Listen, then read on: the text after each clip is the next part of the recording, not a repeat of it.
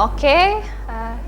Kita masih membahas bab 1 ya, anak pintar dan rajin, yaitu bab 1 manusia, tempat dan lingkungan, kondisi alam Indonesia. Yang pertama, keadaan fisik wilayah, dan yang kedua, flora dan fauna.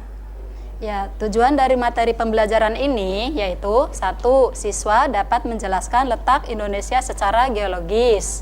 Dan yang kedua, siswa mampu menjelaskan bentuk muka bumi Indonesia. Yang ketiga, menjelaskan iklim di Indonesia. Dan selanjutnya, siswa mampu menjelaskan flora dan fauna di Indonesia. Yang terakhir, siswa dapat menjelaskan persebaran flora dan fauna di Indonesia. Oke. Nah, anak-anak yang pintar dan rajin, materi yang pertama ini akan disampaikan oleh Bu Mutona. Anak-anak yang pintar dan rajin, perhatikan ya materi yang akan dibahas dan disampaikan oleh Bu Mutona. Oke, jadi kepada Bu Mutona dipersilahkan. Ya, terima kasih Bu Aulia. Baiklah anak-anak. Ini peta konsep yang akan kita pelajari ya, diantaranya yaitu kondisi fisik wilayah dan kondisi flora dan fauna. Kondisi fisik wilayah yaitu meliputi letak geologis, kemudian letak keadaan iklim. Keadaan flora dan fauna meliputi keragaman dan persebaran flora dan fauna. Nah, anak-anak, ini gambaran kondisi alam di Indonesia. Masya Allah, sungguh indah dan menarik ya anak-anak ya. Kita bersyukur berada di negara Indonesia. Ada gambar pemandangan di pegunungan, bukit, dataran rendah, air terjun, dan sebagainya. Ini baru sebagian kecil ya. Nah, baik. Ini materi yang akan kita bahas pada hari ini, yaitu letak geologis. Kalian pasti sudah mempelajari tentang letak astronomis, letak geografis, dan sekarang kita akan belajar tentang letak geologis. Letak geologis Indonesia itu bagaimana ya? Indonesia terletak di 3 lempeng pertemuan besar, yaitu 1, ini lempeng Eurasia, kemudian ini lempeng Indo-Australia, dan lempeng Pasifik. Lempeng Indo-Australia bertumbukan langsung dengan lempeng Eurasia, yaitu di pantai Pulau Sumatera, Pulau Jawa, dan Nusa Tenggara. Sedangkan lempeng Pasifik bertumbukan dengan lempeng Eurasia, yaitu di Papua Utara dan Maluku Utara. Dan Indonesia juga dilalui jalur pegunungan muda, yaitu Sirkum Mediterania dan Sirkum Pasifik.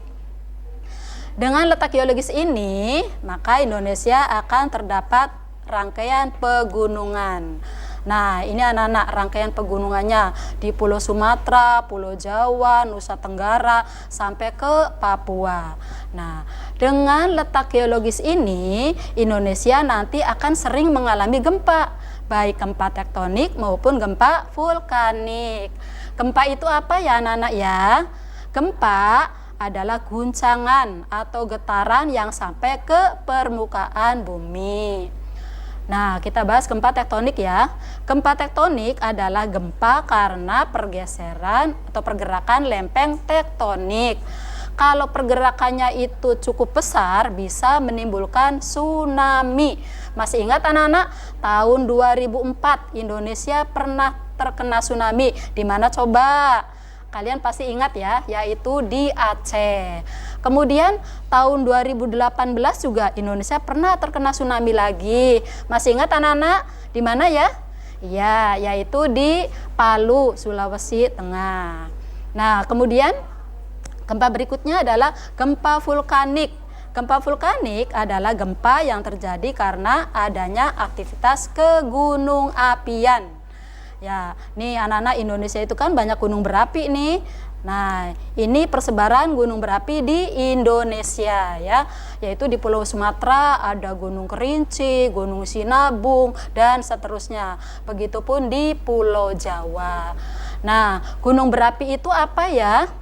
Gunung berapi adalah lubang kepundan atau rekahan dalam kerak bumi, tempat keluarnya cairan magma atau gas atau cairan lainnya ke permukaan bumi. Nah, sebagian gunung berapi yang ada di Indonesia ini merupakan gunung berapi yang masih aktif. Nah, ciri gunung berapi yang masih aktif adalah yang masih mengeluarkan letusan cairan, letusan gas maupun mineral lainnya. Nah, letusan gunung berapi yang terkenal di dunia, di Indonesia itu adalah yaitu Gunung Krakatau dan Gunung Tambora. Nah, anak-anak masih ingat pada tahun 2010 ya, ada gunung di Indonesia juga pernah meletus yang terkenal dengan wedus gembelnya. Gunung apa ya anak-anak ya? Masih ingat? Kalian pasti sudah tahu, yaitu Gunung Merapi di Yogyakarta ya. Sudah paham anak-anak? Insya Allah ya. Walaupun demikian anak-anak, letak geologis negara Indonesia ini juga Indonesia banyak mengalami keuntungan. Apa saja keuntungannya? Yaitu keuntungannya tanah di Indonesia sangat subur. Kemudian kekayaan di Indonesia juga melimpah. Jadi Indonesia itu kaya akan sumber daya alamnya. Di antaranya hasil tambang. Hasil tambang itu apa saja contohnya? Yaitu minyak bumi, gas alam, kemudian emas, batu bara, dan sebagainya. Nah, ini yang menarik anak-anak, yaitu sebagai daya tarik wisatawan. Ya, pasca letusan gunung berapi itu kan sekarang jadi tempat wisata, yaitu Lavatur. Kalian sudah pernah ke sana belum? Ya, nanti kalau sudah aman kita ke sana ya. Kemudian di lingkungan kita juga ada gunung berapi tidak anak-anak? Ada, yaitu Gunung Ciremai ya. Nah, di Gunung Ciremai itu kan banyak tempat wisata. Di antaranya yaitu ada Linggarjati, ada Sangkanurip, dan seterusnya. Paham anak-anak? Insya Allah ya. Baik, berikutnya. Nah, kita akan membahas tentang bentuk muka bumi Indonesia. Inilah anak-anak bentuk muka bumi Indonesia ya. Berjejer pulau dari Sabang sampai Merauke, dari pulau yang besar sampai pulau yang kecil. Nah, pulau yang besarnya ada 5 anak-anak, yaitu Pulau Sumatera, Kalimantan, Pulau Sulawesi, Papua, dan Pulau Jawa. Nah, dengan pulau-pulau kecil yang lainnya, jumlah pulau di Indonesia itu yaitu 13.466 pulau. Nah, luas wilayah Indonesia yaitu 5.180.053 km persegi. Nah, luas Indonesia ini dibagi 2, ada luas daratan dan ada luas lautan. Luas daratannya yaitu 1.922.570 km persegi. Dan luas lautannya 3.257.483 km persegi. Masya Allah, ternyata luas lautan lebih luas anak-anak daripada luas daratan ya. Jadi luas daratan itu kira-kira sepertiganya dan luas lautannya mencapai 2/3-nya ya. Karena daratan itu sekitar 1.900.000-an dan lautannya 3.250.000-an. Nah, bentuk muka buminya terdiri dari apa saja nih? Nah, bentuk muka bumi di Indonesia itu terdiri dari dataran rendah dan tinggi, gunung, bukit, dan pegunungan. Nah, sehingga petanya diberi warna nih anak-anak. Nah, warna-warna pada peta ini bukan supaya petanya indah dan bagus anak-anak seperti kalian menggambar, tapi ini merupakan simbol peta ya. Misalnya, warna coklat menggambarkan pegunungan, warna oranye yaitu dataran tinggi, warna hijau perbukitan, dan warna kuning yaitu dataran rendah. Sudah paham anak-anak? Insya Allah ya. Berikutnya, materi berikutnya adalah kondisi iklim di Indonesia. Nah, sebelumnya kalian sudah tahu apa itu arti iklim? Ya, pasti kalian pintar-pintar ya sebenarnya di rumah. Nah, iklim itu adalah keadaan rata-rata cuaca pada daerah yang luas dan waktu yang relatif lama. Ini ada gambar pembagian iklim ya.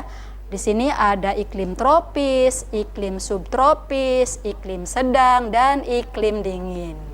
Iklim tropis garis lintangnya yaitu 23,5 derajat lintang utara sampai 23,5 derajat lintang selatan. Kemudian iklim subtropis 23,5 derajat lintang utara sampai 40 derajat lintang utara. Kalau di selatannya sampai 35 derajat lintang selatan anak-anak ya. Kemudian iklim sedang dari 40 derajat sampai 60,5 derajat lintang utara. Kalau di garis lintang selatannya sampai 66,5 lintang selatan. Kemudian dari 60,5 derajat lintang utara sampai ke kutub 90 derajat yaitu iklim dingin. Begitupun di lintang selatan. Nah, sehingga kan letak astronomis Indonesia yaitu antara 6 derajat lintang utara sampai 11 derajat lintang selatan, sehingga Indonesia itu berada di iklim tropis. Nah, ciri iklim tropis itu apa ya? Ciri iklim tropis adalah memiliki suhu yang tinggi sepanjang tahun, yaitu sekitar 27 derajat Celcius. Kemudian tidak ada perbedaan yang jauh antara suhu pada musim hujan dan musim kemarau. Anak-anak, karena kalau di iklim subtropis itu perbedaan antara musim panas dan musim dinginnya sangat ekstrim. Kalau musim panas di iklim subtropis itu bisa mencapai 40 derajat Celcius. Subhanallah, panas banget ya anak-anak ya. Kita di Cirebon 34 derajat saja sudah merasa kepanasan. Dan kalau musim dingin suhunya bisa mencapai minus, ya kita bisa beku seperti es batu ya. Nah, sehingga kita lihat iklim apa saja nih yang ada di Indonesia. Nah, ini dia. Keadaan iklim di Indonesia dipengaruhi 3 jenis iklim, yaitu 1. Iklim musim adalah iklim yang dipengaruhi oleh angin musim yang berubah-ubah setiap periode waktu tertentu. Biasanya satu periode perubahan adalah 6 bulan. Yang kedua, iklim tropis atau iklim panas terjadi karena Indonesia berada di daerah tropis. Suhu yang tinggi mengakibatkan penguapan yang tinggi dan berpotensi untuk terjadinya hujan. Yang berikutnya, iklim laut terjadi karena Indonesia memiliki wilayah laut yang luas, sehingga terjadi banyak menimbulkan penguapan dan akhirnya mengakibatkan terjadinya hujan. Berbagai jenis iklim tersebut berdampak pada tingginya curah hujan di Indonesia. Curah hujan di Indonesia antar wilayah bervariasi, tetapi umumnya 2.500 mm per tahun. Walaupun angka curah hujan di Indonesia bervariasi, di Indonesia pada umumnya tergolong besar. Kondisi curah hujan yang besar ditunjang dengan penyinaran matahari yang cukup membuat Indonesia sangat cocok untuk kegiatan pertanian sehingga mampu memenuhi kebutuhan penduduk akan pangan. Baiklah anak-anak, jangan kemana-mana ya. Tetap bersama program pembelajaran di rumah, tetap semangat. Nanti materi akan kita lanjutkan kembali. Nah, bersama program pembelajaran jarak jauh di rumah, kita lanjutkan materi berikutnya ya. Namun materi ini akan dijelaskan oleh teman Ibu Alia. Kepada Ibu Alia silakan dipersilakan. Oke, thank you Bunda.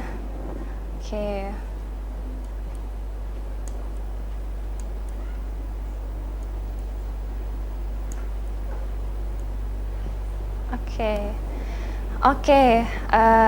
Selamat pagi anak-anak yang pintar dan rajin. Kita kembali lagi ya dalam pembelajaran jarak jauh dari rumah di televisi kebanggaan Kota Cirebon, yaitu RCTV Langka Padane. Nah, sekarang Ibu Aulia akan menjelaskan materi mengenai keadaan flora dan fauna Indonesia. Oke, tetapi sebelum Ibu Aulia menjelaskan materi mengenai keadaan flora dan fauna Indonesia, kalian harus tahu nih, Indonesia memiliki keanekaragaman flora dan fauna atau keanekaragaman hayati yang sangat besar. Bahkan keanekaragaman flora dan fauna Indonesia itu termasuk 3 besar loh di dunia. Ya, bersama-sama dengan Brazil di Amerika Selatan dan Zaire di Afrika. Berdasarkan data dari Departemen Perhutanan dan Perkebunan dari tahun 1999, jumlah spesies di Indonesia ada 8.000 spesies yang sudah teridentifikasi. Wow, banyak sekali ya. Sedangkan spesies fauna atau hewan ada 2.215 spesies. Nah, spesies hewan itu terdiri dari apa saja ya? Ada 515 mamalia, ada 60 reptil, ada 1.519 burung, dan 121 kupu-kupu. Mengerti ya pintar? Nah, sekarang kita kembali lagi ke laptop. Nah, ini adalah peta persebaran flora dan fauna Indonesia. Kalian harus tahu ya pintar ya. Flora dan fauna Indonesia itu dibagi menjadi 3 bagian. Ini yang di sebelah sini, ini adalah flora fauna Indonesia bagian barat, disebutnya Asiatis. Sedangkan, nah, yang tengah ini adalah Indonesia bagian tengah, disebutnya Peralihan. Dan di sebelahnya lagi Indonesia bagian timur, disebutnya Australis. Jadi paham ya pintar? Flora dan fauna Indonesia itu dibagi menjadi 3 bagian karena dibatasi juga oleh 2 garis pembatas. Ibu jelaskan satu persatu ya. Yang pertama, ini adalah garis Wallace, dan yang kedua, ini adalah garis Weber. Ibu jelaskan satu persatu. Garis Wallace dikemukakan oleh Alfred Russel Wallace. Dia adalah seorang naturalis, penjelajah, dan ahli biologi berkebangsaan Britania Raya. Nah, ini orangnya. Selanjutnya, ini adalah garis Weber. Garis Weber itu dikemukakan oleh Max Wilhelm Carl Weber. Dia adalah seorang ilmuwan, ahli ilmu hewan atau zoologis dan biogeografi berkebangsaan Jerman Belanda. Paham ya pintar ya? Ini pembahasan awal loh mengenai persebaran flora dan fauna Indonesia. Jadi yang pertama yang akan Ibu bahas mengenai persebaran flora terlebih dahulu ya. Ibu artikan dulu. Persebaran flora adalah keseluruhan kehidupan jenis tumbuh-tumbuhan yang berada di suatu habitat ataupun daerah tertentu. Faktor yang mendukung persebaran flora yaitu tanah yang subur, iklim tropis yang stabil dan tidak ekstrim, lalu ketersediaan sinar matahari yang cukup ya. Dan selanjutnya, jenis hutan Indonesia dipengaruhi oleh beberapa iklim nih. Ada hutan musim, hutan hujan tropis, sabana, stepa, dan hutan bakau atau disebut juga dengan mangrove. Jadi yang pertama akan Ibu bahas yaitu flora bagian barat dulu ya. Paham kan ya? Ini barat, ini tengah, dan ini timur. Oke, flora bagian barat dulu ya. Flora bagian barat atau Asiatis adalah flora yang berada di wilayah Sumatera, Pulau Jawa, dan Kalimantan. Bu Guru, kenapa sih kok disebut flora Asiatis? Karena flora bagian barat ini dipengaruhi oleh benua Asia, mulai dari bentuknya, warna, dan ukurannya. Dan kalian juga harus tahu nih, flora bagian barat ini dipengaruhi juga oleh hutan hujan tropis, sehingga memiliki curah hujan dan kelembaban suhu yang tinggi. Lalu apa saja ya ciri-ciri flora Indonesia bagian barat? Ini dia nih. Banyak terdapat tumbuhan jenis merantian. Bu Guru, merantian itu apa sih maksudnya? Ibu artikan ya. Merantian itu maksudnya jenis tumbuhan yang dapat digunakan dalam bidang perkayuan. Paham ya pintar ya? Lalu terdapat berbagai jenis tumbuhan rotan, tidak memiliki hutan kayu putih, memiliki jenis tumbuhan sagu yang sedikit, dan terdapat berbagai jenis nangka.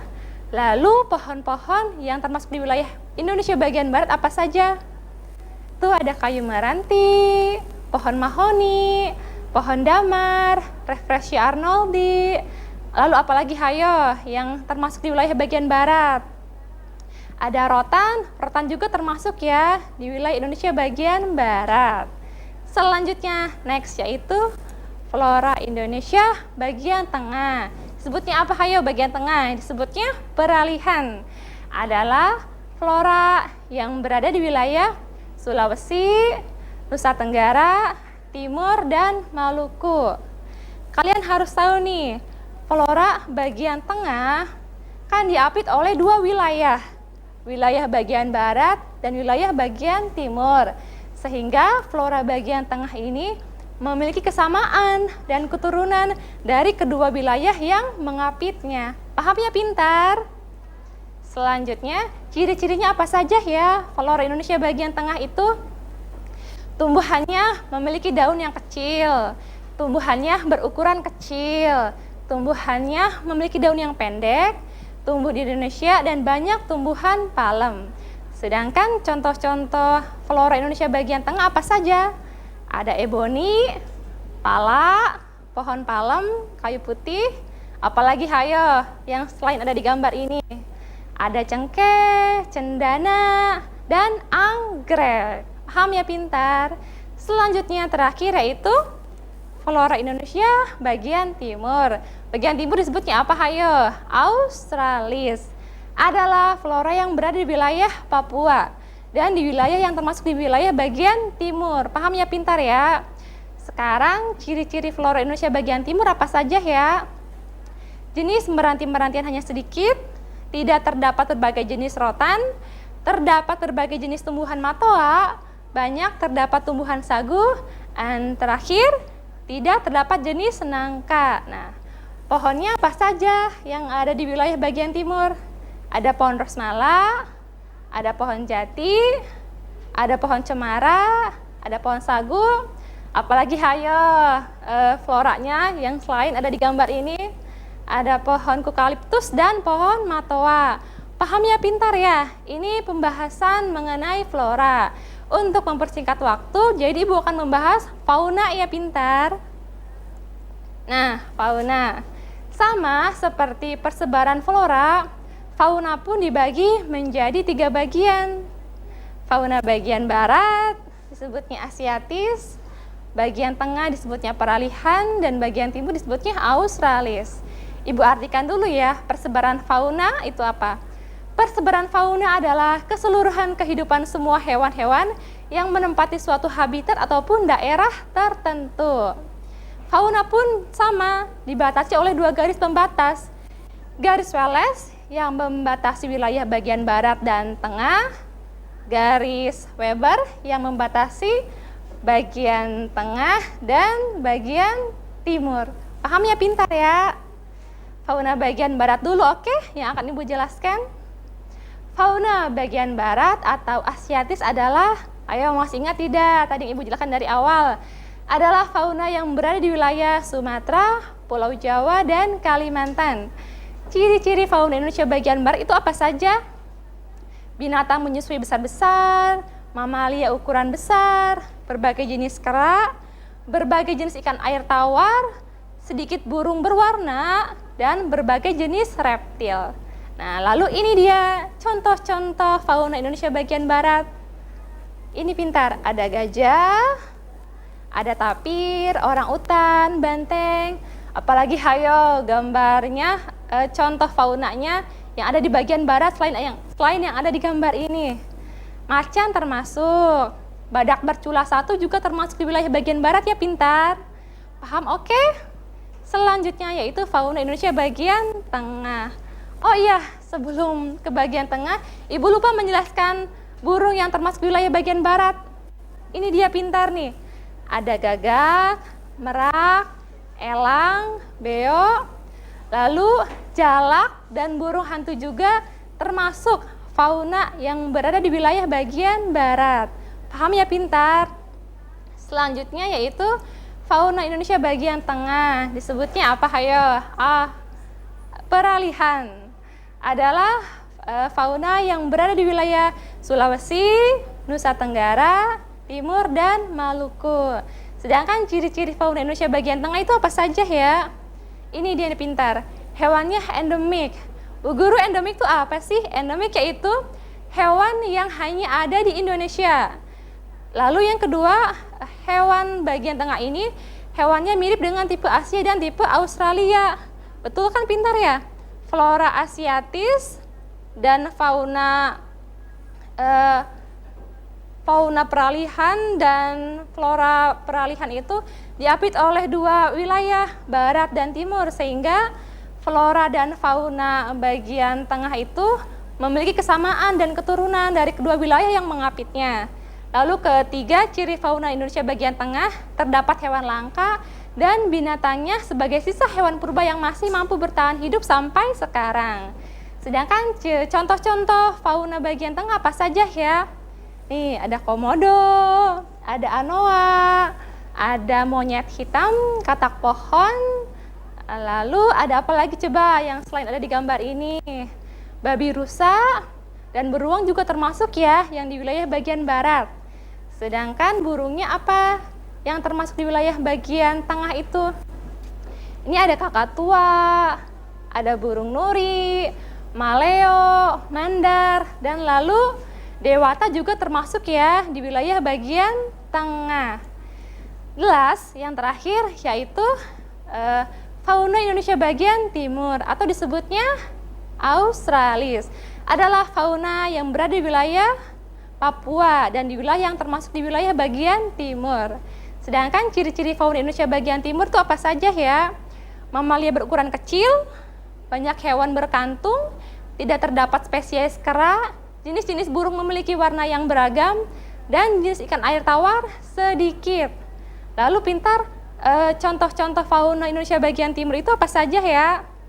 Nih dia, ada kanguru, ada kuskus, ada kadal, ada landak ngirian, apalagi hayo yang selain ada di gambar faunanya. Kelelawar juga termasuk ya. Sedangkan burungnya apa saja yang termasuk di wilayah bagian timur itu? Ada kasuari, raja udang, namdur, dan cendrawasih. Paham ya pintar?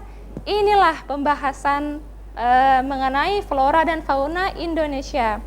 Tetapi pintar, kalian juga harus tahu nih, Indonesia memiliki begitu banyak satwa, beragam sekali. Nah, sehingga pemerintah memberikan upaya pelestarian untuk melindungi hewan-hewan milik Indonesia. Karena banyak satwa yang menjadi perburuan, mengakibatkan jumlah hewan menurun drastis.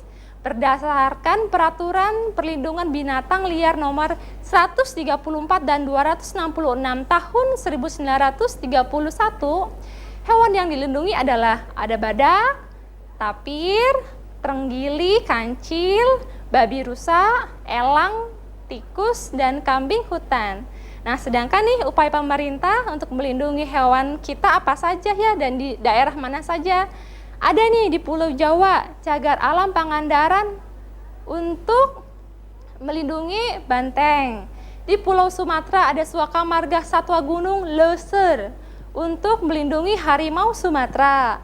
Lalu di Pulau Kalimantan ada Cagar Alam dan Marga Satwa Tanjung Puting untuk melindungi orangutan. Lalu di Pulau Nusa Tenggara ada Pulau Komodo nih untuk melindungi komodo, dan di Pulau Sulawesi ada Suaka Marga Satwa Dumoga Bone untuk melindungi babi rusa. Oke, paham ya pintar ya? Ini sudah selesai keseluruhan mengenai persebaran flora dan fauna yang sudah Ibu sampaikan. Jadi untuk mempersingkat waktu, kita akan menyimpulkan kesimpulan ya.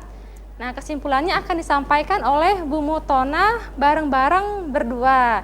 Jadi, Bu Mutona, ya. Oke, anak-anak, kesimpulannya yaitu dari materi yang kita bahas, yaitu satu, bahwa letak geologis Indonesia terletak pada 3 pertemuan lempeng tektonik besar, yaitu lempeng Indo-Australia, lempeng Eurasia, dan lempeng Pasifik. Nah, oke. Dan yang kedua, anak-anak yang pintar dan rajin masih paham kan tadi materi yang sudah disampaikan oleh Bu Mutona, yaitu mengenai keadaan iklim. Keadaan iklim di Indonesia dipengaruhi oleh 3 jenis iklim. Apa saja hayo pintar? Masih ingat kan sayang? Ada iklim muson, iklim laut, dan iklim tropis. Pintar. Dan yang terakhir yaitu tentang keadaan flora dan fauna yang dibahas oleh Ibu Olia tadi, yaitu keadaan flora dan fauna Indonesia. Flora dan fauna Indonesia dibagi 3 bagian, yaitu barat atau Asiatis, tengah atau peralihan, dan timur atau Asiatis. Nah, baiklah anak-anak, nanti jangan lupa ya evaluasinya dikerjakan. Linknya nanti akan dibagikan oleh guru kalian di sekolah masing-masing. Sepertinya Bu Alia kita sudah selesai ya. Demikianlah anak-anak pembelajaran di rumah kerjasama antara RCTV dan Dinas Pendidikan Kota Cirebon. Semoga bermanfaat bagi kita semua ya. Sampai berjumpa kembali pada program belajar di rumah berikutnya. Iya, betul. Ya, kita permisi dulu Bu Alia ya. Iya. Wassalamualaikum warahmatullahi wabarakatuh.